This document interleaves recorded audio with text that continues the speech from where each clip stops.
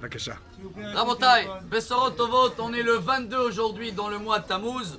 Et cette chance d'avoir la bar mitzvah aujourd'hui d'Elon pour nous mettre la joie et pour comprendre un très très beau message.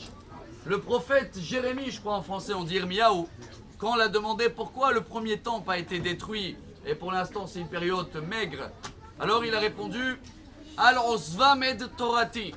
La Gemara explique Les fiches Elo Berhu Birkot Torah Trila. Parce que quand on faisait le matin la prière de la Torah, Baruch Ata Hashem Noten Torah, on le faisait parce que c'est la routine, comme ça. Mais on ne mettait pas le cœur dedans. Et le message d'aujourd'hui, en tous les cas, que j'ai vu, quand Elon il est rentré en premier, le plus important, c'est quoi aujourd'hui? Tefillin, Talit, Sefer Torah. Le Stipler, le père de Rav Kanievski, Rabbi Israël Kanievski, Alav Shalom, sont venus le demander. Il y avait deux amis. Ils ont quitté ensemble la Lituanie à l'époque. Ils sont partis en Amérique.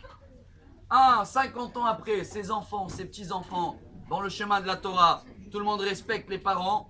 Et le deuxième, le pauvre, les enfants, les petits-enfants, ça y est, ils ont pris un autre chemin. À peine ils ont gardé un petit peu Kippour comme ça pour le folklore. Et sont partis demander au Rav Kanievski quel mérite il avait un par rapport à l'autre. Ils étaient au même niveau. Ils ont quitté la même ville, ils ont atterri dans le même pays et ils travaillaient même dans la même banque.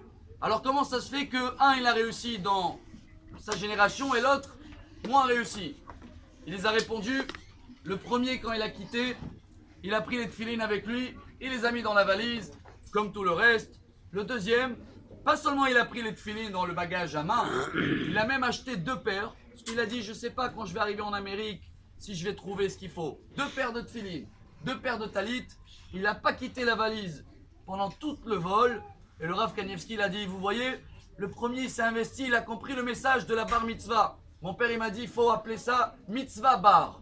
Il a raison, parce que des fois il y en a qui viennent d'abord au bar pour manger, et après pour la mitzvah. Non, aujourd'hui Elon il nous a appris le message d'aujourd'hui.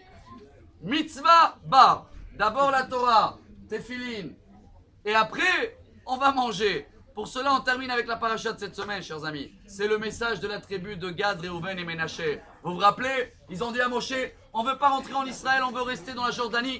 Il y a de la parnassa pour les moutons, il y a de quoi manger.